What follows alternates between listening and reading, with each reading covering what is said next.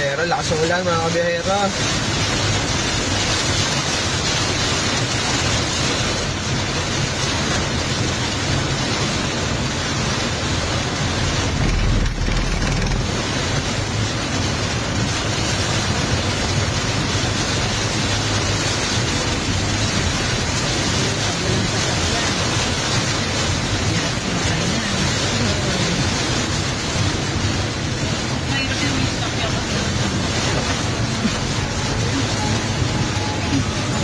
Sasakyan sa kapulan ng maraming bagay. Mahirap na yung ano na pamasahe pero may Ayan nga. Wala na. Mami, pamasahe pa ba tayo? Sabi ko naman, pero kami rin. Mami niyang bangon, maubos yung